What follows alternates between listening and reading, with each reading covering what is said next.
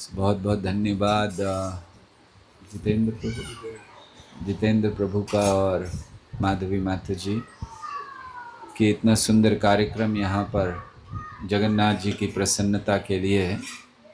और भगवान का आगमन हुआ, अभिषेक हुआ और अब कृष्ण कथा और आगे भगवान का गुणगान दामोदर अष्टकम के द्वारा और दीपदान। सो ये अभी खाना शुरू हो गया क्या? उनको बोलिए रुक दें, अभी नहीं बांटना। और बेचारे बांटने लग गए थे सबको। लोगों को लगता है कि पिक्चर शुरू हुई तो पॉपकॉर्न वगैरह चाहिए हो, तो उन्होंने भी सोचा कि अब शुरू हो रहा है तो पॉपकॉर्न बांट दें सबको। इसमें नहीं होता, पॉपकॉर्न नहीं खाते बाद में। हाँ, आगे चलकर ये भी होगा जैसे जैसे प्रगति हो रही है फिर आप सब वो क्या बोलते पॉपकॉर्न का। अभी हम लोग गए थे थिएटर में मूवी देखने, नरसिम्हा वो वाली। हाँ, तो वहाँ पर वो कोई पॉपकॉर्न लेकर बैठे थे हमारे बगल में, इतना बड़ा था वो। हाँ, पूरा ड्रम जैसा था वो पॉपकॉर्न। मतलब हमें लगा कि पूरा परिवार खाएगा, लेकिन एक ही व्यक्ति ने खा लिया था। सो आगे चलकर कथाओं में भी ऐसा ही होगा, कोल्ड ड्रिंक पॉपकॉर्न लेकर लोग बैठेंगे, क्योंकि रुचि कम हो रही है कथाओं में। सो विशेष करके आज बहुत से विषय हैं कहने के लिए। पहला विषय तो जगन्नाथ जी का है, क्योंकि जगन्नाथ जी आए हैं तो आप सबको कुछ जगन्नाथ जी का विषय सुनना चाहिए। दूसरा, आज कार्तिक का महीना चल रहा है, उसके विषय में थोड़ा सुनना चाहिए, और दीपदान इत्यादि। सो प्रयास करेंगे ज़्यादा समय ना लेते हुए थोड़ा बहुत जो कह सकें। यहाँ घड़ी रख दीजिए, नहीं तो हम समय की सीमा पार कर जाएंगे। बोलने के समय याद नहीं रहता ना, तो फिर चलता रहता कथा।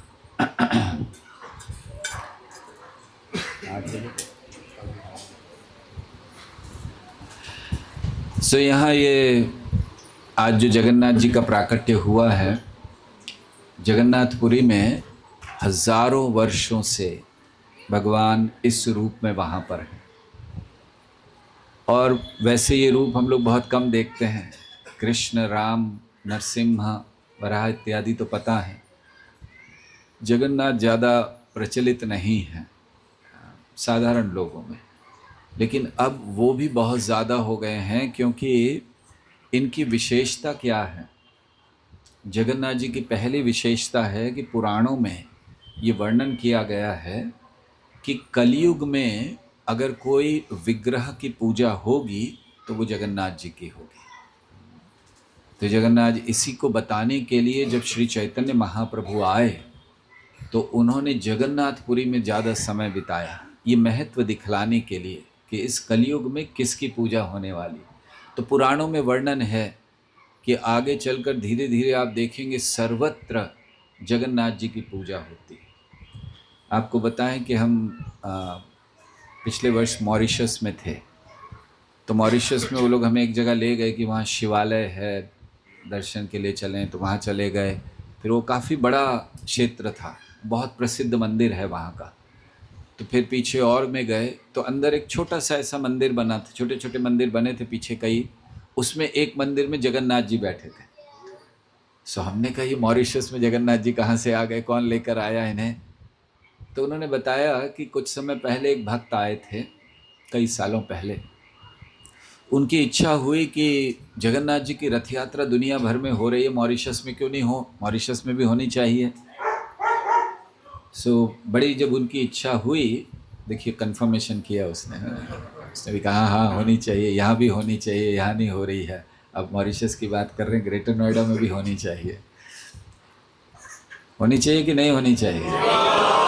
तो इस वर्ष प्रयास करेंगे ग्रेटर नोएडा में भी जगन्नाथ रथ यात्रा हो।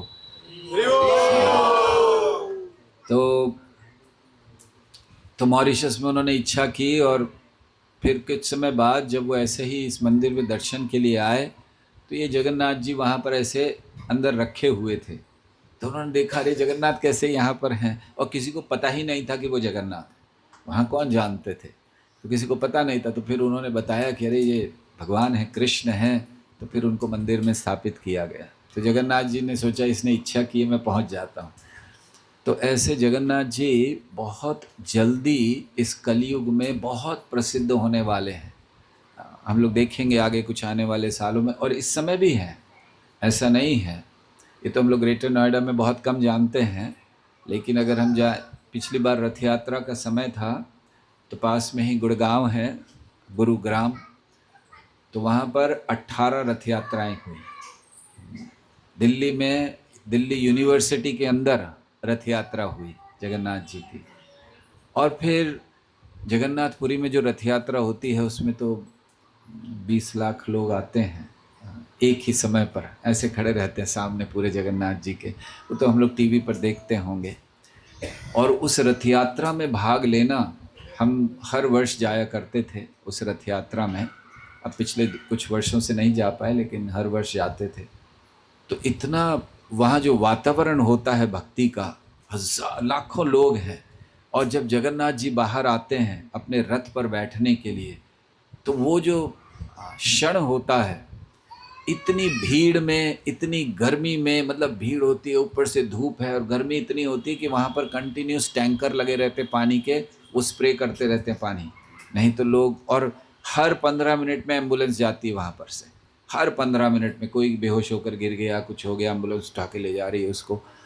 ऐसी स्थिति में भी जब जगन्नाथ जी आते हैं बाहर, जब तक बाकी आते हैं सब लोग खुश रहते हैं, ठीक है, लेकिन जैसे ही जगन्नाथ जी आते हैं एकदम माहौल बदल जाता है वहाँ पर। लोगों में उत्साह ऐसा, वो आपको टीवी पर देखने नहीं मिलता, क्योंकि टीवी में फोकस जगन्नाथ जी पर होता है। तो जो खड़े हैं वहाँ, उन लोगों को अनुभव होता है कि क्या भाव होता है, बस जगन्नाथ दिख जाते हैं सामने। और वहाँ पर ऐसा है, अच्छा मुझे लगा आपके हाथ में कुछ हो रहा है, दर्द हो रहा है, थोड़ा सा आगे आ जाइए सर। एक क्लास के समय नहीं करना चाहिए। अब सच में लग रहा था क्या हुआ बादरायण प्रभु को, हम तो जगन्नाथ जी की बात कर रहे, रथ यात्रा की, अचानक बादरायण प्रभु को हमने इसीलिए रोक दिया। हमने कहा क्या हुआ, क्या, थैंक यू। बादरायण प्रभु सबकी चिंता करते रहते हैं, क्योंकि हमारी भी कर लिया करो थोड़ी बहुत। सो रथ यात्रा का जो माहौल होता है जब जगन्नाथ जी आते हैं और जब वो ऊपर रथ पर चढ़ रहे होते हैं, तो जो माहौल और जो लोगों का उत्साह होता है, और इस तरफ हम साधारणतः जगन्नाथ जी के रथ के सामने रहते हैं, तो इस तरफ एक ऊपर वो बनाया जाता है मंत्रियों के लिए, मुख्यमंत्री के लिए, क्योंकि मुख्यमंत्री को तो आना ही है, ऐसा हो ही नहीं सकता रथ यात्रा और मुख्यमंत्री नहीं है। और नियम वहाँ ये है कि जब जगन्नाथ जी आ जाते हैं इन लोग को उठ के खड़ा हो जाना है, और जब तक जगन्नाथ जी रथ पर चढ़कर बैठते नहीं है, खड़े रह सकते, बैठ नहीं सकते, क्योंकि अगर बैठ गए तो इनकी गवर्नमेंट बैठ जाएगी, तो इसलिए बैठते नहीं हैं। जब तक जगन्नाथ जी खड़े, वो सब खड़े रहते। तुम देख रहे थे, हमने देखा काफ़ी देर से खड़े हैं, तो हमने पूछा किसी को, बोले अरे नहीं बैठ ही नहीं सकते, जगन्नाथ जी अभी तक रथ पे नहीं चढ़े। और जगन्नाथ जी कितनी देर लगाते हैं रथ पर चढ़ने में, कभी कभी 1 घंटा, और ये खड़े हैं मुख्यमंत्री या जो भी मंत्री है, क्योंकि जगन्नाथ जी कभी कभी उनको उनके हिसाब से चलते हैं। तो ऐसे रैंप बना होता है, बहुत ऊंचा रथ होता है, तो सीढ़ियाँ नहीं होती, रैंप होता है जगन्नाथ जी को ऊपर ले जाने के लिए। और उसमें करीब 200, 300, 500 लोग धक्का मार रहे हैं जगन्नाथ जी को, और ऐसे ऐसे जगन्नाथ जी ऊपर ही नहीं जा रहे हैं, और सब लगे हुए हैं। और कौन है वो लोग, एकदम तगड़े पंडे, ऐसे नहीं कि हमारे जैसे मतलब वो पता चला हड्डी टूट गई, ऐसे नहीं है वो एकदम। और वो लोग सब धक्का मार रहे हैं उनको, और जगन्नाथ जी जा ही नहीं रहे हैं ऊपर, खींच रहे हैं, रस्सियों से बंधे हैं, रस्सी मतलब उनको वो रेशम की रस्सी होती, उससे खींचा जा रहा है, और जगन्नाथ जी चढ़ नहीं रहे हैं ऊपर। तो उसमें हमने देखा है कभी कभी जगन्नाथ जी मंदिर से बाहर निकलते हैं ठीक सुबह 8 बजे, उनका वो जो उत्सव होता है पांडी विजय कहते हैं, तो जगन्नाथ जी 8 बजे सुबह निकलते हैं, अपने ऑल्टर से बाहर निकल आते हैं, और रथ तक पहुंचने को, रथ कहाँ खड़ा होता है, जस्ट मंदिर के बाहर, रथ तक पहुंचने में कभी कभी 1 बज जाता है, कभी कभी 2 बज जाता है, आते ही नहीं जगन्नाथ जी। सो ऐसे ये जगन्नाथ जी की लीलाएं बहुत अब फैलने वाली हैं आगे। तो जगन्नाथ जी का प्राकट्य, जगन्नाथ जी का सेवा, ये बहुत संदेश हमें देती है।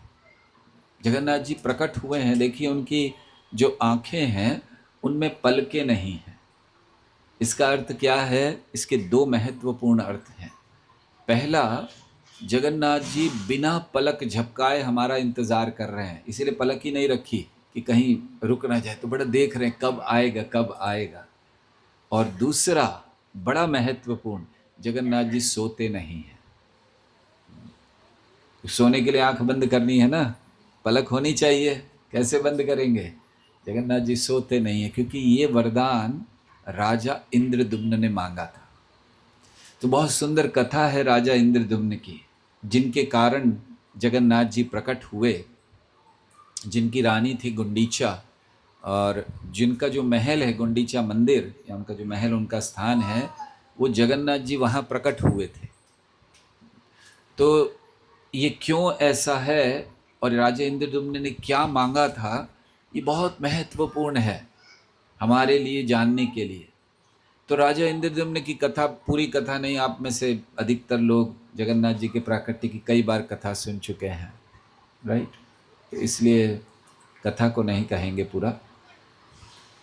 जगन्नाथ जी जब प्रकट हुए, इंद्रदुम्न राजा के तीव्र इच्छा के कारण, और जब ये रूप आया, और जब जगन्नाथ जी ने उनको कहा कि मंदिर में स्थापना करो, तो मंदिर बन गया उनका, और मंदिर में स्थापना हो रही थी जगन्नाथ जी की। सो जगन्नाथ जी ने राजा इंद्रदुम्न से कहा कि जो इच्छा हो मांगो। तो राजा इंद्रदुम्न ने 3 चीज़ें मांगी, 3 वरदान, और बड़े महत्वपूर्ण वरदान हैं वो, आश्चर्य में डालने वाले वरदान हैं। अभी अगर हमें जगन्नाथ जी कह दें कि मांगो क्या मांगना है, तुरंत आपके मन में क्या आएगा? हाँ, एकदम अचानक जगन्नाथ जी कहे मांगो क्या मांगना है, क्या आएगा आपके मन में? हाँ, 300 मीटर का बंगला हो जाए। हाँ, बादल प्रभु के हृदय की इच्छा निकल रही है। BMW भी, अच्छा, BMW मिल जाए। अच्छा, अरे फरारी नहीं देखी आपने लगता है? हाँ, अभी तक BMW पे अटके हुए हो आप। ओके, और कोई इच्छा? क्या तुरंत बोलिएगा, ऐसे झूठ मत बोलिए कि बड़ी बड़ी कि कृष्ण आपका प्रेम मिल जाए, ये सब नहीं। सामने कृष्ण का मांगो क्या मांगना, क्या निकलेगा तुरंत मन से? हाँ, मंदिर की लाइन मिल जाए, बहुत अच्छा। और हाँ, सद्बुद्धि। अब तो आप लोग थोड़ा फिलॉसफी पे जा रहे हो। ये सही था, 300 मीटर और BMW, कुछ तो ऐसा ही आएगा मन में, ये हो जाए वो हो जाए, या अभी अभी कहीं से आ रहे होगे, कुछ होगा तो मन में आ जाएगा। जो राजा इंद्रदुम्न को पूछा, तो उसने सबसे पहली बात मांगी जगन्नाथ जी से, मेरी कोई संतान नहीं होनी चाहिए। बड़ा आश्चर्य, लोग क्या मांगते हैं? आप मुझे संतान के रूप में चाहिए, मेरी संतान हो जाए, 2 हो जाए, 3 हो जाए, जो भी मांगते हैं। लेकिन राजा इंद्रदुम्न ने कहा कोई संतान नहीं होनी चाहिए मेरी, और जब तक जीवित रहूं आपकी सेवा करता रहूं। तो फिर आश्चर्य था कि जगन्नाथ जी ने पूछा ऐसा क्यों मांगा कि संतान नहीं होनी चाहिए? तो उन्होंने कहा कि कल को मेरी संतान होगी तो आपके इस मंदिर पर वो अधिकार जमाएगी कि मेरे पिता ने बनवाया है मंदिर, हमारा है ये, हमारे पुश्तों का, क्या कहते हैं, हमारा पुश्तैनी, हाँ पुश्तैनी मंदिर है, तो हमारा तो अधिकार जमाएगा। मुझे नहीं पता, मैं तो नहीं रहूँगा, तो आगे अधिकार जमाएगा, इसीलिए संतान ही नहीं होनी चाहिए। कितना सुंदर भाव है सेवा का, कि हम लोग सोचते हैं कि हम भगवान के लिए भी सेवा कर रहे हैं, तो कुछ थोड़ा बहुत हमारे लिए भी हो जाए। लेकिन राजा इंद्रदुम्न दिखा रहे हैं कि हमें सोचना ही नहीं चाहिए, कोई अधिकार नहीं, जबकि सब कुछ उन्होंने बनाया मंदिर, लेकिन वो चाहते कि मैं तो नहीं, मेरे संतान भी कभी इस पर अधिकार नहीं जमाए। तो ये पहली चीज़ उन्होंने मांगी कि संतान नहीं होनी चाहिए। दूसरा उन्होंने मांगा कि आप हमेशा खाते रहने चाहिए, मैं आपको भूखा नहीं देखना चाहता हूँ। तो इसीलिए जगन्नाथपुरी में भगवान के जो हाथ हैं वो सूखते नहीं हैं, उसमें खाना खाने के बाद वो सूखते नहीं, उसके पहले दूसरा आइटम आ जाता है। तो भगवान को सतत भोग लगता रहता है, वहाँ पर 56 भोग लगता है। तो दूसरा चीज़ उन्होंने मांगा था। इसीलिए शिव पुराण में श्री जगन्नाथ जी का वर्णन है। आप में से किसी ने शिव पुराण पढ़ी है? शिव पुराण में जगन्नाथ जी का वर्णन है, मंदिर का वर्णन है जगन्नाथ जी के। देखिए, इसीलिए कहा है कि जगन्नाथ जी कोई नए अवतार नहीं है, पहले से वर्णन शिव पुराण में वर्णन किया है। और शिव पुराण में कहते हैं कि ये जो जगन्नाथ जी का मंदिर है पुरुषोत्तम क्षेत्र में, यहाँ पर मुक्ति बहुत सरल है। तो उसमें कुछ मार्ग दिए हैं शिव पुराण में कि कैसे जगन्नाथ जी के धाम में बहुत सरलता से मुक्ति मिल जाती है। तो इसको उन्होंने समझाया। तो कुछ तरीके दिए। क्या तरीके दिए हैं? सबसे पहला तरीका उन्होंने दिया है कि अगर कोई जगन्नाथ जी का स्मरण करता है, कहीं पर भी, धाम में नहीं उनके, कहीं पर भी दुनिया के किसी कोने में हो, अगर जगन्नाथ जी का स्मरण होगा तो वो व्यक्ति निश्चित मुक्त होगा। और इसी को जानते हुए हमारी संस्था के संस्थापक आचार्य श्रील प्रभुपाद ने दुनिया भर में जगन्नाथ रथ यात्रा कराई। और कोई बड़ा उत्सव क्यों नहीं करवाया?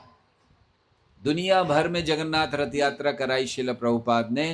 कारण ये था कि अगर उनको दर्शन भी हो जाते हैं, वो स्मरण कर लेते हैं, रथम च वामने दृष्ट्वा पुनर्जन्म न विद्यते, अगर रथ के में भगवान के दर्शन हो गए केवल, तो शास्त्र कहता है कि उनका पुनर्जन्म नहीं होगा। तो बड़ा आश्चर्य की बात है ना, ऐसे कैसे हो सकता? क्या शास्त्र झूठ बोलते हैं या बहुत बड़ी बड़ी बातें करते हैं? ऐसा कैसे कि रथ पर देख लिया तो प्रभुपाद उसको समझाते हैं। प्रभुपाद कहते हैं कि जब रथ पर भगवान के दर्शन करते हैं और जब मृत्यु का समय आएगा, तो मृत्यु के समय ये सारे जो हमारे जीवन में हमारे कार्य हुए हैं वो सब हमारे सामने आने वाले हैं। और ये सत्य है। आप में से किसी को अगर अनुभव है मृत्यु के निकट का, कि बस मरने वाले थे बच गए, है कोई ऐसे? अभी नहीं है। तो वो तो पानी में, हाँ पानी, वो तो अचानक था, अचानक वाला नहीं कि समझ लीजिए कि बीमार हो रहे हैं, मरने वाले हैं। अच्छा, क्या आया था उस समय? हाँ, वो तो सब लोग देवोटे थे नहीं, लेकिन कुछ मन में आया था कि नहीं? कुछ नहीं आया। अगर कोई मरने वाला है, मान लीजिए बीमार है, अब उसको कहा कि बस 1 दिन बाकी है, 2 दिन बाकी है, तो उस समय उसके जीवन की जितनी उसने कार्य किए हैं सब उसके सामने आने वाला है। प्रभुपाद कहते थे जैसे पिक्चर चलती है या वो बाइस्कोप, आप लोगों ने बाइस्कोप देखा किसी ने? गांव में बड़े नहीं हुए, देखा है ना? बाइस्कोप तो देखा होगा। वो गली गली में आता था बाइस्कोप वाला, 25 पैसे लेता था, 15-20 पैसे, है ना? ऐसे देखना होता था ऐसे। तो ऐसे देखते रहते थे, वो अंदर चलता रहता था राउंड, है ना? फिर ये आया, ये बड़ा अच्छा लगता था, अच्छा हाँ ये आया, ये आया। तो ऐसे वो बाइस्कोप चलेगा मृत्यु के समय। क्या आएगा उसमें सामने? जो भी आपने किया है। और आप जान लीजिए कि जो आपने गलत किया है वो पहले आएगा। ये मत सोचिए कि अच्छा अच्छा आएगा और गलत को तो गायब हो जाएगा, नहीं। सबसे पहले जो आपने किसी के साथ गलत किया है, आपने किसी को धोखा दिया है, आपने किसी के साथ बुरा किया है, वो सारी चीज़ें पहले आएंगी। आदमी घबरा जाता है इसीलिए मृत्यु के समय। और फिर प्रभुपाद समझाते हैं कि आपने रथ यात्रा में भी भाग लिया है तो वो भी आएगा, जो जीवन में किया सब आने वाला है, तो वो भी आएगा। और जब वो आएगा तो भगवान की कृपा से आपकी दृष्टि उस पर फिक्स हो जाएगी मृत्यु के समय। और क्योंकि आपकी दृष्टि ऐसे रथ के उस दृश्य पर फिक्स होगी, जगन्नाथ जी पर फिक्स होगी, तो इसीलिए मृत्यु के समय जगन्नाथ का स्मरण होगा तो स्वाभाविक है कि मुक्ति हो जाएगी। क्योंकि भगवान भगवद गीता में कहते हैं अंतकाले च मामेव स्मरण मुक्त्वा कलेवरम। तो इसलिए पहला मार्ग शिव पुराण में बताया है मुक्ति का, जगन्नाथ जी का स्मरण। दूसरा बताया है मार्ग महाप्रसाद। विशेषता है जगन्नाथपुरी में महाप्रसाद की। वहाँ पर एकादशी भी पालन नहीं करते और वहाँ इतना प्रसाद मिलता है, इतना प्रसाद, जगन्नाथपुरी में कोई भूखा रह ही नहीं सकता। संभव ही नहीं है कि कोई भूखा रह जाए, क्योंकि आज भी हमने देखा है इतना प्रसाद होता है वहाँ पर। और आप चले जाइए, वो लोग जो बेचते रहते हैं प्रसाद, मटके लेके बैठे रहते हैं, ऐसे हाथ कर दीजिए वो ऐसे निकाल के दे देंगे, कोई पूछता नहीं है ये क्या कर रहे हो, जितना आप हाथ करो दे देंगे। तो कोई भूखा नहीं रहता वहाँ पर जगन्नाथ जी के में। ये खैर पार्वती जी की विशेष कृपा के कारण, ये वरदान पार्वती जी का है कि आज जगन्नाथपुरी में कोई भूखा नहीं रहता, प्रसाद इतना। और कौन सा प्रसाद होता है? सीधे जो जिस जगन्नाथ जी ने जिसमें खाया है, जिन मटकों में, वही प्रसाद होता, डायरेक्ट खाया हुआ। तो ये लीला, इसकी भी बहुत सुंदर लीला है पार्वती जी की। हाँ जी, अच्छा सुना हमें लगा आपको पता होगा। नहीं, नारद मुनि एक समय गए थे भगवान के पास। सो भगवान उस समय भोजन कर रहे थे, भोजन भोग कर प्रसाद नहीं भोग ले रहे थे। भगवान भोग लेते हैं, हम लोग प्रसाद लेते हैं। तो भगवान ले रहे थे, भोजन चल रहा था। तो नारद मुनि बाहर खड़े हो गए। तो लक्ष्मी देवी जरा जल्दी जल्दी भाग रही थी, गरम गरम लाना, ये करना वगैरह, उनको सर्व कर रही थी। तो नारद मुनि ने 1 मिनट पकड़ा उनको, माता जी क्या बात है, बोलो जल्दी, थोड़ा देर हो रही है, भगवान को सर्व कर रही थी वो। तो बोले कि जब भगवान खा लें तो उनकी प्लेट से थोड़ा सा जो बचा हुआ मुझे दे दीजिएगा। लक्ष्मी ने कहा बिल्कुल नहीं, मना किया हुआ, ऐसे कैसे दे सकती हूँ मैं। तो फिर नारद जी ने हाथ जोड़ कर कहा, माँ हो आप तो ये एक नारद मुनि हम लोगों को ट्रिक सिखाते हैं कि माताओं से कुछ काम कराना हो तो बस माँ का भाव उत्पन्न करा दो उनके अंदर, तो वो कुछ भी कर देंगी आपके लिए, है ना। अपने पुत्र के लिए वो कुछ भी कर सकती हैं। सही है कि नहीं है ना। तो बस उनको कहना है कि माताएं हैं, तो एक बार माता का भाव उत्पन्न हो गया, वात्सल्य भाव, तो उन्होंने लक्ष्मी देवी को ऐसे कहा। लक्ष्मी ने ठीक है खड़े रहो, कुछ करेंगे। तो जब भगवान ने खा लिया तो जा रहे थे, प्लेट में से उन्होंने थोड़ा सा बचा हुआ जो भगवान का महाप्रसाद वो नारद मुनि को दे दिया। नारद मुनि ने खाया और जैसे ही नारद मुनि ने खाया वो भाव विभोर हो गए, कीर्तन करने लगे, नाचने लग गए एकदम, क्योंकि पहली बार, आज तक किसी को भगवान का महाप्रसाद नहीं मिला था, तो नारद मुनि को पहली बार मिला। वो इतना कीर्तन कर रहे हैं, कूदते कूदते कीर्तन करते हुए आ रहे थे। शिव जी ने देखा, तो शिव जी ने उनको पूछा, अरे नारद क्या हो गया आज इतना। बोले आज मैं बहुत खुश हूँ। बोले हुआ क्या, क्यों खुश हो। तो उन्होंने कहा नारद मुनि ने शिव जी से कहा कि आज मुझे भगवान का महाप्रसाद मिला। तो शिव जी ने कहा अच्छा महाप्रसाद मिला, थोड़ा मुझे भी दो। नारद ने कहा सॉरी, मुझे तो मिला, वो तो मैं खा गया, क्योंकि जैसे ही प्रसाद मिले उसको खा लेना चाहिए, उसको रखना नहीं चाहिए। तो उनका वो तो मैं खा गया।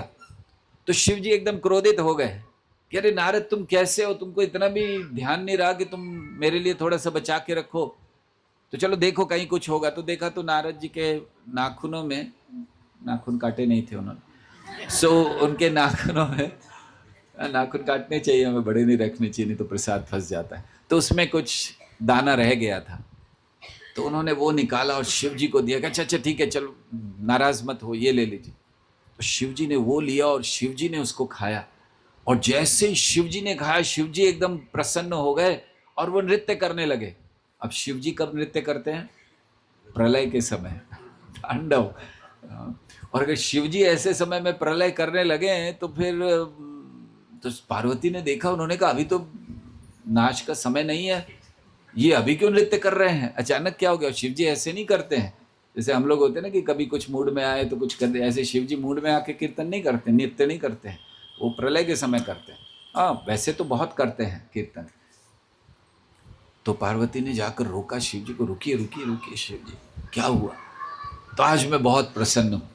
पार्वती ने कहा क्या हुआ क्या, ये तो बताइए। तो शिव जी ने कहा कि आज मुझे भगवान का महाप्रसाद मिला, नारद आए थे और उन्होंने मुझे प्रसाद दिया। तो पार्वती जी बहुत खुश हो गई। पार्वती जी ने कहा लाओ मेरे लिए। शिव जी ने कहा वो तो मैं खा गया। पार्वती जी ने कहा, रे अर्धांगिनी हो, कुछ तो रखना था मेरे लिए। शिव जी ने कहा, वो प्रसाद मिला, कहाँ ध्यान की रखना, हो तो खा गए जैसे ही मिला, तो कुछ तो होगा देखिए। शिव जी ने कहा, नहीं मुझे ही इतना सा मिला था तो कहाँ आपके लिए रखता। तो पार्वती जी बहुत नाराज हो गई। उन्होंने कहा, मेरे लिए आपने प्रसाद नहीं दिया। फिर पार्वती जी ने सोचा, देखिए पार्वती जी माँ है, इस जगत की माँ है वो, हाँ, सब जीवों की। तो पार्वती जी ने सोचा कि मुझे ही नहीं, मेरी सारी संतानों को मिलना चाहिए।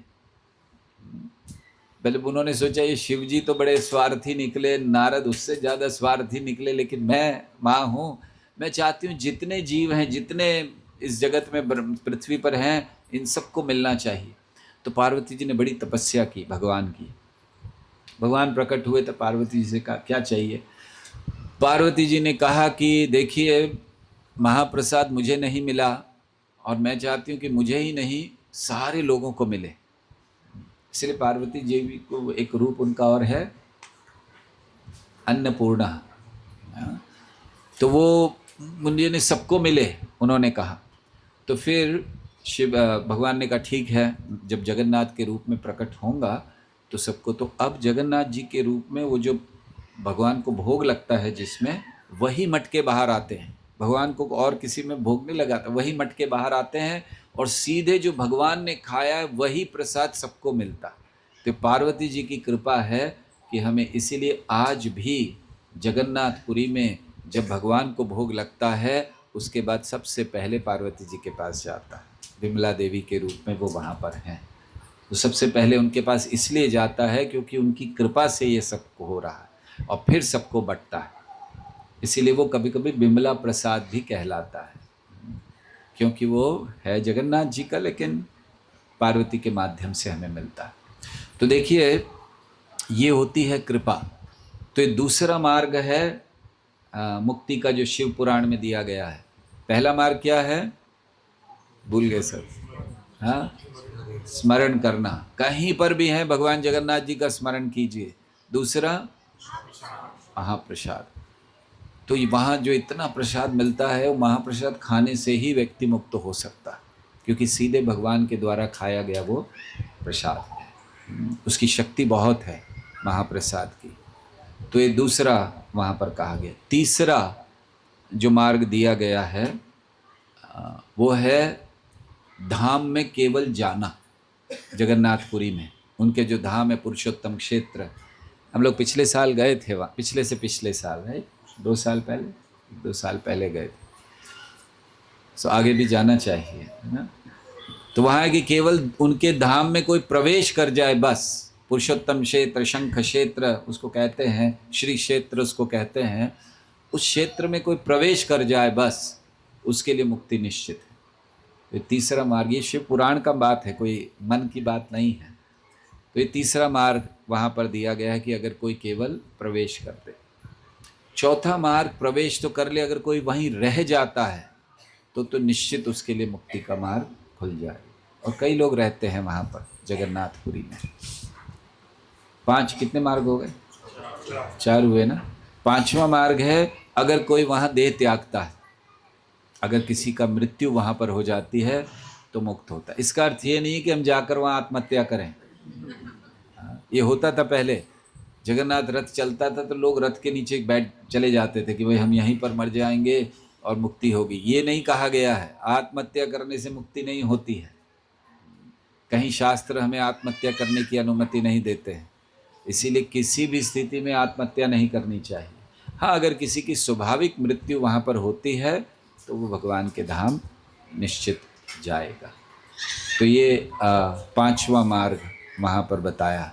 6ठा मार्ग वहाँ बताया है कि जो जगन्नाथ जी के नामों का या कृष्ण के नामों का उच्चारण करते हैं, हरे कृष्णा कृष्णा कृष्णा हरे हरे, हरे राम राम राम हरे हरे।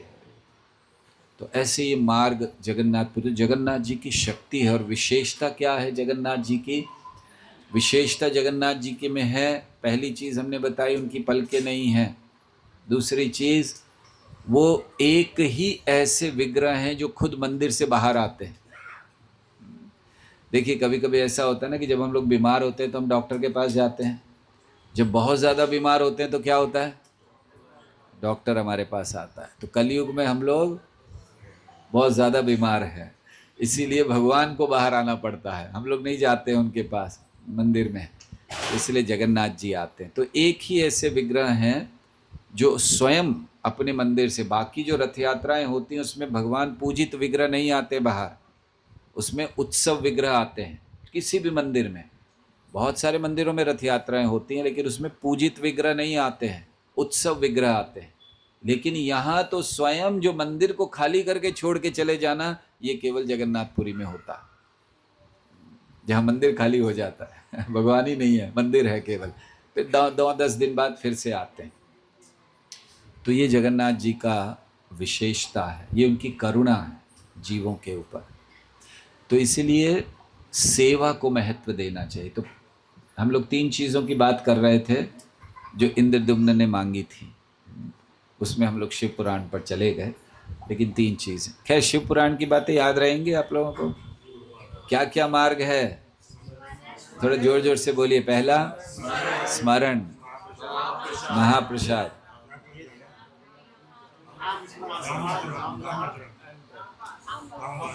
धामवास, देह त्यागना, नाम का उच्चारण और प्रवेश, खाली धाम में जाना।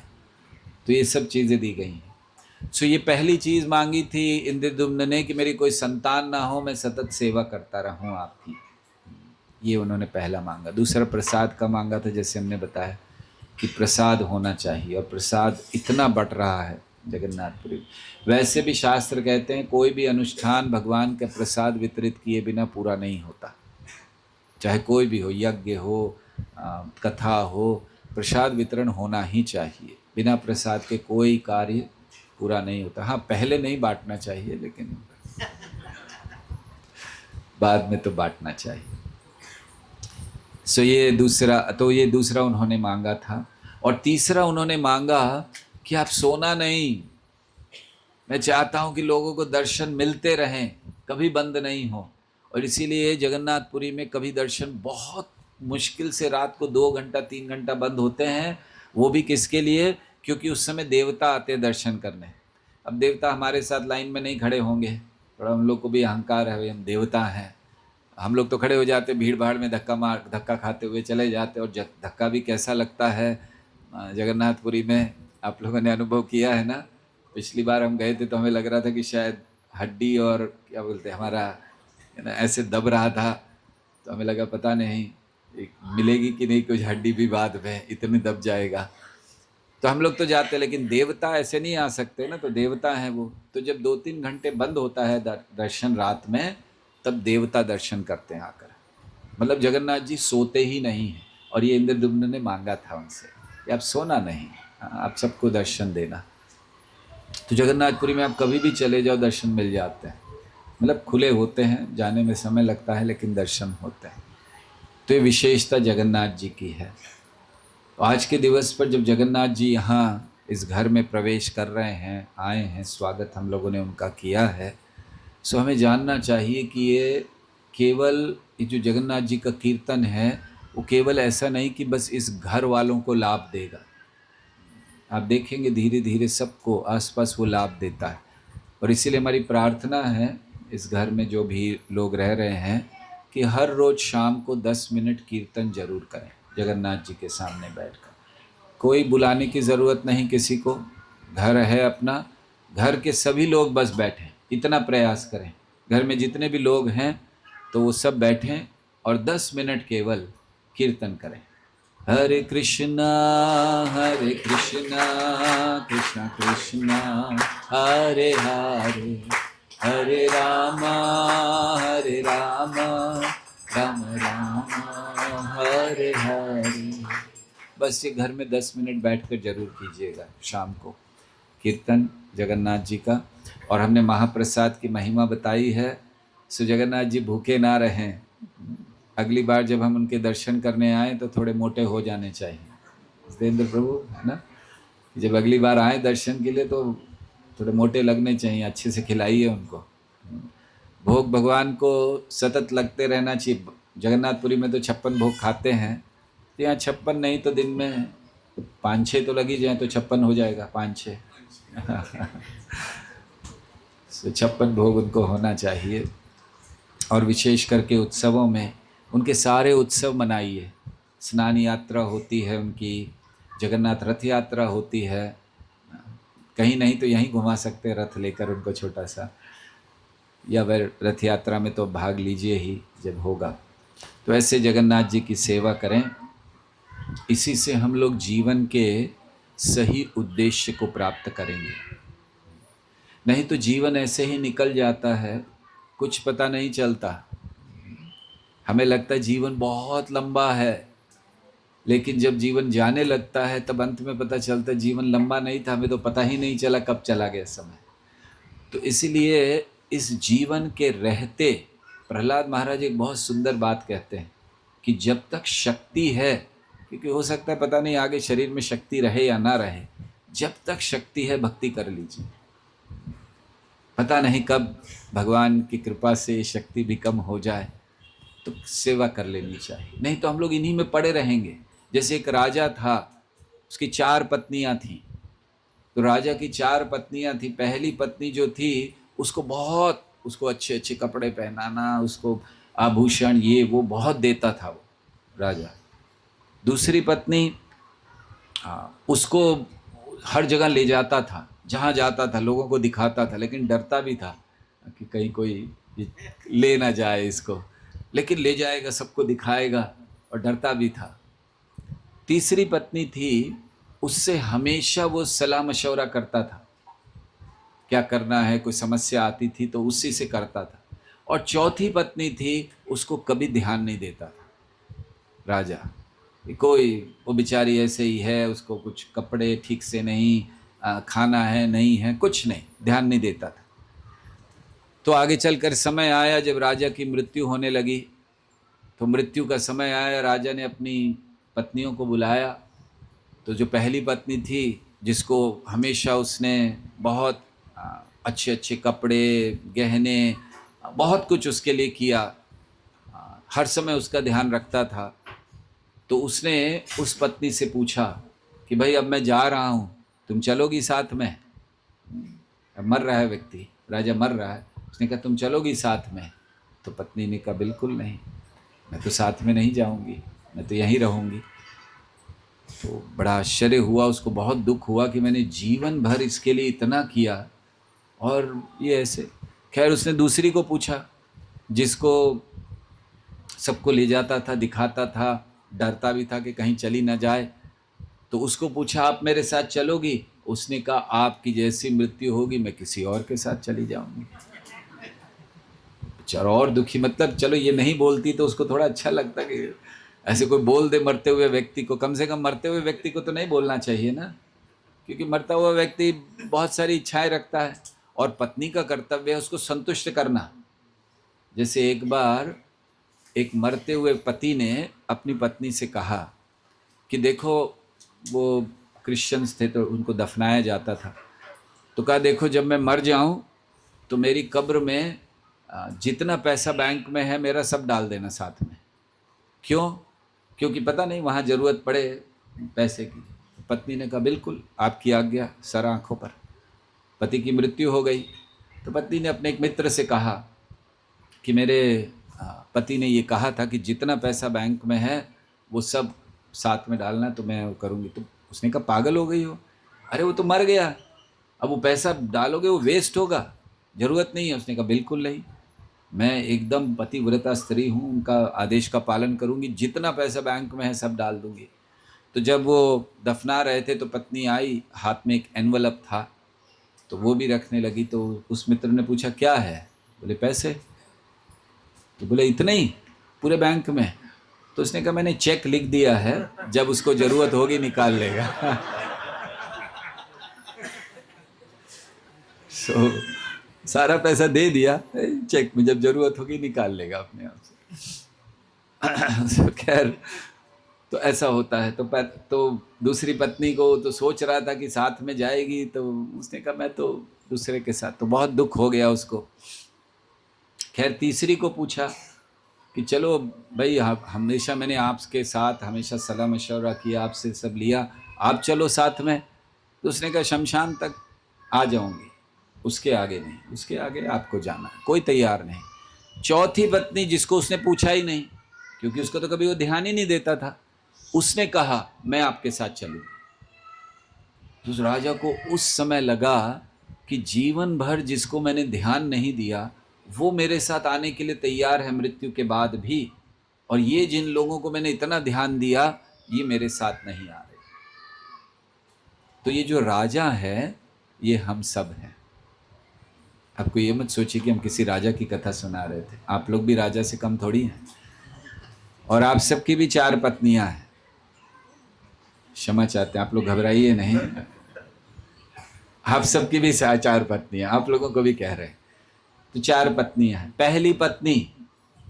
पहली पत्नी थी जिसको राजा, जिसके लिए बहुत कुछ कपड़े उसको पहनाना, आभूषण पहनाना, ये सब, वो है हमारा शरीर। इस शरीर के लिए हम लोग सब कुछ करते हैं कि नहीं? उसको सुंदर बनाना, उसको अच्छे अच्छे कपड़े पहनाना, आभूषण करना, सब शरीर के लिए होता है।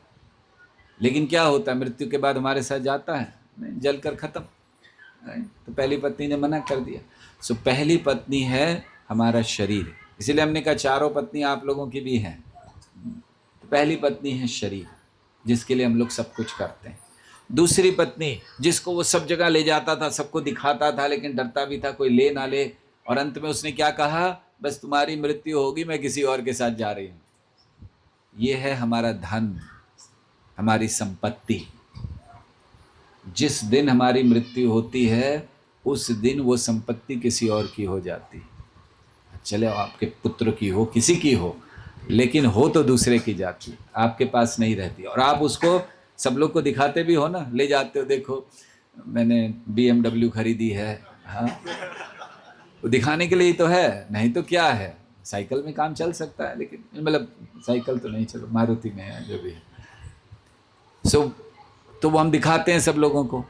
तो वो दूसरी पत्नी है हमारी, जिसको हम लोग बहुत दिखाते हैं, लेकिन जब उसको कहा जाता है कि चलो मृत्यु के बाद क्या होता है, वो किसी और की हो जाए। आपने कभी सुना है कि कोई व्यक्ति मरा, 10:15 पर उसकी मृत्यु हुई और 10:16 पर उसका बैंक बैलेंस 0 हो गया अपने आप? कहाँ गया वो व्यक्ति? ले गया सारा पैसा। कभी होता है ऐसा? सब इधर ही। तो दूसरी पत्नी जिसका हम बहुत ध्यान देते हैं। तीसरी पत्नी जिससे वो हमेशा सलाह मशवरा करता था कि कुछ क्या करना है, जिसने कहा कि मैं केवल शमशान तक आऊंगी, वो है हमारे संबंधी, हमारे मित्र, क्लोज मित्र या हमारे रिश्तेदार, जिनसे हम सब कुछ पूछते हैं, भाई क्या करना है, अब ऐसी समस्या आ गई है, तो वो बातचीत करते हैं। वो कहाँ तक आते हैं?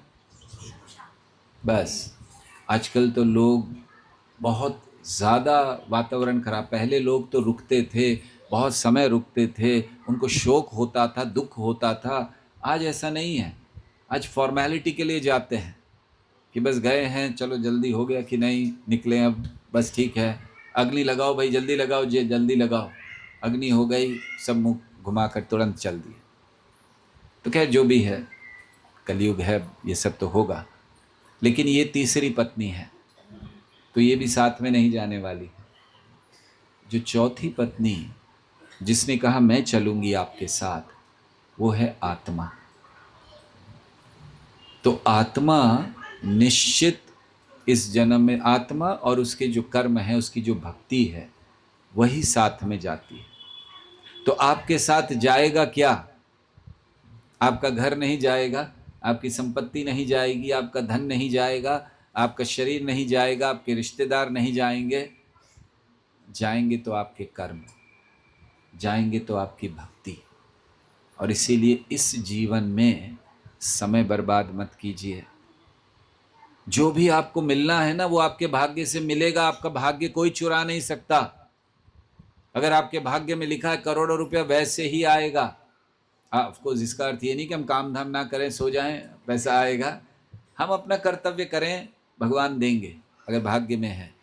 तो धन, संपत्ति, मान सम्मान, पद, यश, बल, ये सब कर्म से मिलता है। भक्ति कर्म से नहीं मिलती। भक्ति के लिए प्रयास करना पड़ता है। भक्ति मिलती है भक्तों की कृपा से, साधुओं की कृपा से, क्योंकि कृष्ण ये भक्तों के हाथ की कठपुतली हैं। जिसको चाहे भक्त दे सकते हैं। सत्यभामा ने तो कृष्ण को बेच दिया था। तो भक्तों के हाथ की कठपुतली बने हुए हैं कृष्ण। है पूर्ण पुरुषोत्तम भगवान, है उनके भी स्वामी, लेकिन प्रेमवश, जैसे दामोदर महीना, कार्तिक महीना, तो यशोदा उनकी मां है कृष्ण की, लेकिन वो कृष्ण फिर भी उनके स्वामी हैं, क्योंकि यशोदा भक्त हैं और कृष्ण भगवान हैं। लेकिन जब माँ के रूप में है तो माँ बांध देती है तो कृष्ण बंध जाते हैं, खोल नहीं पाते अपने आप को।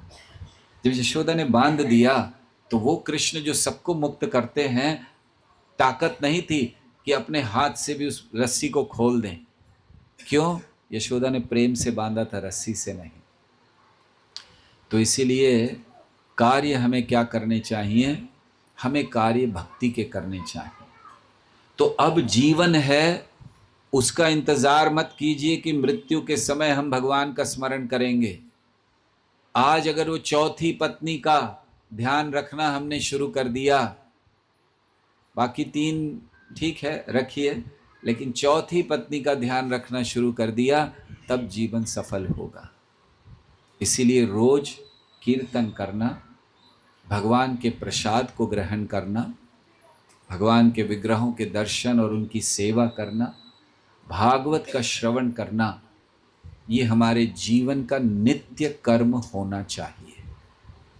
बाकी सारी चीज़ें अपने आप आएंगी अगर हम इस तरह से भगवान की शरण जाते हैं। Hare Krishna Krishna Krishna Hare Hare, Hare Ram Ram Ram. Thank you. So बहुत बहुत धन्यवाद आप सबका। बड़ी प्रसन्नता हुई आप सबके समक्ष कुछ कहने की। इच्छा तो बहुत कुछ थी जगन्नाथ जी की लीलाओं को सुनाने की, क्या क्या लीला करते हैं जगन्नाथ, लेकिन फिर कभी इस अवसर को। वो जगन्नाथ जी का प्राकट्य,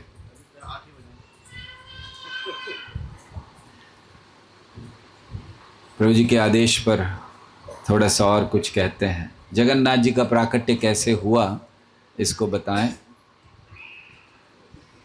ये जो रूप है जगन्नाथ जी का, ये भक्त वत्सल रूप है कि जब भगवान बड़े भावा विभोर हो जाएं तो ये रूप होता है। तो इसका वर्णन किया गया है पुराणों में कि कैसे प्रकट हुए जगन्नाथ जी। कई वर्णन हैं अलग अलग प्रकार के। एक वर्णन जो श्री कृष्ण की लीला से संबंधित है, जो स्थापित करता है कि यही कृष्ण है, वो ये है कि जब श्री कृष्ण ने ब्रज में बहुत सुंदर सुंदर लीलाएं की, बाल लीलाएं, उन बाल लीलाओं के दर्शन किए यशोदा ने, गोपियों ने और रोहिणी देवी ने, बलराम जी की माता। फिर जब श्री कृष्ण चले गए मथुरा, मथुरा से द्वारका, द्वारका में कृष्ण ने विवाह किए, 16,108 विवाह किए। जब वो वहाँ रह रहे थे तो रोहिणी देवी भी वहीं थी, बलराम जी वहाँ, सब रोहिणी भी वहीं थी। तो एक दिन सारी रानियों ने रोहिणी जी को घेर लिया। उन्होंने कहा कि आपने श्री कृष्ण की बाल लीलाओं को, ब्रज की लीलाओं को देखा है स्पष्ट, हमें सुनाइए कैसे लीलाएं की। तो रोहिणी जी बड़ी प्रसन्न हो गई कृष्ण की लीलाओं को कहने के लिए। उन्होंने कहा लेकिन एक शर्त है, कृष्ण और बलराम इसको सुने नहीं, क्योंकि अगर वो सुनेंगे तो वो तुरंत अभी वृंदावन चले जाएंगे, फिर द्वारका में नहीं रहेंगे, याद आ जाएगी उनको, वो वहां भाग जाएंगे। तो क्या आप लोग चाहते हो कि कृष्ण जाए? तो उन्होंने कहा रानियों नहीं नहीं नहीं, तो फिर कुछ व्यवस्था करो। तो रानियों ने कहा हम तो रोक नहीं सकती उनको, हमारी क्या क्षमता, मतलब कृष्णपति हैं, हम तो नहीं रोक सकते उनको। तो कौन रोक पाएगा? उन्होंने कहा ये सुभद्रा छोटी बहन है, बहन को कुछ नहीं कहते, पत्नियों को तो डांट भी सकते हैं, इन बहन को तो कुछ नहीं कहा जाता, होता है नहीं, सही बात भी है ना। छोटी बहन आ जाए सामने तो जो बोले वो ले ले ना, ऐसा होता भी है पहले से। छोटी बहन को कुछ भी दे देंगे, पत्नी ने पैसा मांगा डांट देंगे, नहीं है कितना खर्चा करती हो, और 5 मिनट बाद छोटी बहन आए, ये चाहिए, हाँ ले जाओ, ये स्वभाव है, होता है, होना भी चाहिए। तो सुभद्रा को खड़ा करो दरवाजे पर, क्योंकि वो कहेगी तो कृष्ण बलराम सुनेंगे। तो ठीक है, उसको दरवाजे पे खड़ा किया कि देखो अंदर आना भी नहीं और आने नहीं देना कृष्ण और बलराम को, ठीक है। अब रोहिणी देवी बोलने लग गई। तो जब रोहिणी देवी बोलने लगी, बहुत सुंदर कथाएं हैं, द्वार पर वो खड़ी हैं सुभद्रा जी, उन्होंने कहा मुझे भी तो सुनना है, क्योंकि सुभद्रा ने भी तो थोड़ी देखे थे, सुभद्रा का जन्म थोड़ी हुआ था वहाँ पर, बाद में हुआ सुभद्रा का जन्म, तो सुभद्रा भी जानना चाहती है। तो सुभद्रा ने क्या किया, ऐसे कान लगा ली सुनने के लिए, बहुत ध्यान से, थोड़ा थोड़ा थोड़ा कुछ सुनाई दे। अब उनको सुनाई देने लगा, तो जैसे जैसे सुन रही थी सुभद्रा जी, उनके हृदय में भाव प्रकट हो रहे थे, भक्ति प्रकट हो रही थी, और धीरे धीरे उनकी आंखें बड़ी हो गई। ऐसा होता है ना जब हम आश्चर्य में होते हैं, अच्छा ऐसा हुआ, कभी कभी व्यक्ति ऐसे करते, उनकी आंखें बहुत बड़ी हो गई और इतना भाव विभोर हो गए। जब व्यक्ति बहुत भाव में चला जाता है तो ऐसे लगने लगा मानो उनके हाथ अंदर की ओर जा रहे हैं, पैर अंदर जा रहे हैं, तो ऐसा उनका रूप हो गया। और उतने में कृष्ण बलराम आ गए। तो कृष्ण बलराम ने सुभद्रा को देखा, क्या हुआ इसको, ऐसे क्या हो गया, और सुभद्रा कान लगा के सुन रही है। सुभद्रा भूल गई कि मुझे रोकना था कृष्ण बलराम को। तो कृष्ण बलराम ने बोला हम भी देखें क्या चल रहा है। तो उन्होंने भी कान लगाया सुनने के लिए। तो वो सुनने लगे, तो उसमें उनका भी भाव, क्योंकि ब्रज की लीलाएं ऐसी हैं, और कृष्ण ने जब सुनी, अपनी ही लीला सुनने में कृष्ण को आनंद आता है। देखिए कैसे भगवान हैं। रामचंद्र जी लव कुश को कहते हैं बैठो सामने सुनाओ कथा, और लव कुश सुना रहे हैं। एक राजा थे दशरथ, अयोध्या नगरी थी, उसमें फिर उनके 4 पुत्र हुए, एक राम, राम ही सुन रहे हैं। तो भगवान को अपनी लीला सुनने में क्या आनंद आता है बताइए। तो अहंकार होगा ना कि हम आपको कहें सुनाओ हमारी लीला, तो आप लोग सुना रहे हो अतुल कृष्ण प्रभु, उनका जन्म यहाँ हुआ, हाँ, और उन्होंने ये किया, और हम कहे वाह वाह और सुनाओ। ये क्या है? ये तो अहंकार है। हाँ, ऐसा तो नहीं होना चाहिए। तो भगवान क्यों करते हैं? भगवान को अपनी लीलाओं में इसलिए आनंद आता है कि उनकी लीला बिना उनके भक्तों के होती ही नहीं है। तो वो भक्तों की बात सुन सुनकर भावाविभोर हो रहे हैं कृष्ण। तो भक्तों की बात सुनी तो कृष्ण के भी ऐसे आंखें बड़ी बड़ी हो गई, हाथ अंदर जाने लगे, पैर अंदर, बलराम जी के भी। इतने में नारद मुनि वहां पर आ गए, और नारद मुनि ने दृश्य देखा। आप सोचिए नारद मुनि की क्या स्थिति है, कि नारद मुनि देख रहे तीनों की स्थिति खराब। तो नारद मुनि जोर से चिल्लाने लगे, मैंने देख लिया, मैंने देख लिया। तो जैसे ही वो चिल्लाए, ये लोग तीनों अपने साधारण रूप में, अपने भाव चेतना में वापस आ गए। तो कृष्ण का इश, नारद ने कहा नहीं मैंने तो देख लिया, मैंने देख लिया। तो फिर उन्होंने, नारद को कृष्ण ने बताया कि ये जो मेरा रूप है, ये आगे चलकर जगन्नाथ के रूप में जगन्नाथपुरी में प्रकट होगा। तो ऐसे ये रूप बड़ा सुंदर श्री कृष्ण का प्रकट हुआ। दूसरी कथा को संक्षेप में कह देते हैं। एक राजा थे, राजा इंद्रद्युम्न। उनको एक दिन स्वप्न में भगवान के दर्शन हुए नील माधव के। तो उसके बाद से सुबह से वो बड़े विचलित हो गए, मुझे दर्शन करने हैं। तो पूछा भाई किसके दर्शन करने हैं? उन्होंने कहा ऐसा ऐसा स्वरूप नील माधव। कौन है नील माधव, कहाँ है, किसी को नहीं पता। राजा ने सारी दिशाओं में भेजे व्यक्ति, ढूंढ के लाओ। तो एक व्यक्ति ढूंढ कर लाया, यहाँ उस दिशा में, वहाँ पर एक जंगल में पूजा की जाती है, और वो है। तो राजा गए देखने, जब पहुँचे तो वहाँ से भगवान गायब हो गए थे। तो राजा को बहुत दुख हुआ, रोने लगे कि हाय मेरे कारण ऐसा हो गया। तो फिर राजा को भगवान ने कहा चिंता नहीं करो, मैं बहुत जल्द प्रकट होऊंगा लकड़ी के रूप में, दारू ब्रह्म, इनको कहते हैं दारू ब्रह्म, लकड़ी के रूप में जो भगवान है। तो बहुत जल्द प्रकट होऊंगा मैं। तो आप जानते हैं भगवान जगन्नाथ जी का जो विग्रह है, ये केवल नीम की लकड़ी से बनाया जाता है। और क्यों बनता है नीम की लकड़ी से जगन्नाथ जी का विग्रह? क्योंकि नीम, शास्त्रों के अनुसार नीम की पूजा कोई भी कर सकता है। तो जगन्नाथ जी ये कृपा बरसाना चाहते हैं कि इस कलयुग में कोई भी उनकी पूजा कर सके, इसीलिए वो नीम के रूप में आते हैं, दारू ब्रह्म। तो जगन्नाथ जी ने कहा प्रकट होंगे, और फिर कुछ समय बाद समुद्र के तट पर एक बहुत बड़े लकड़ी का एक, बस कहना चाहिए लॉग, वो प्रकट हुआ। तो उसमें, लेकिन वो साधारण नहीं था, उसमें शंख चक्र गदा चिन्ह बने हुए थे। तो सबने आकर राजा को बताया, सब भागे। तो अब उसको लाना था उठाकर, तो किसी से उठे ही नहीं। हजारों लोग लगा दिए, उन्होंने उठे नहीं, हाथी लगा दिए, कुछ नहीं हुआ। फिर जो लोग सेवा कर रहे थे नील माधव की, वो शबर थे, शबर मतलब वो सुअर पालने वाले नीचे, उनको बुलाया गया और वे लोग उठा कर लेकर आए उसको। जगन्नाथ जी उनके हाथ से आए।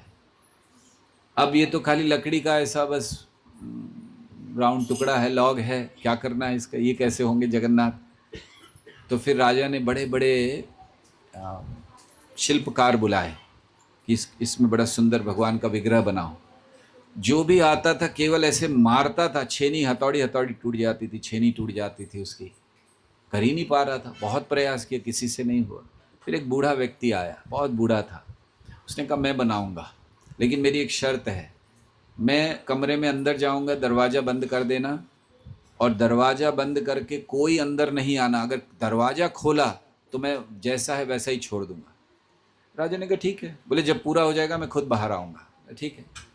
बनाते गए, राजा रोज सुनता रहता था, आवाज़ आती है कुछ करने की, ठक ठक ठक। अब एक दिन आवाज़ बंद हो गई, कोई आवाज़ नहीं।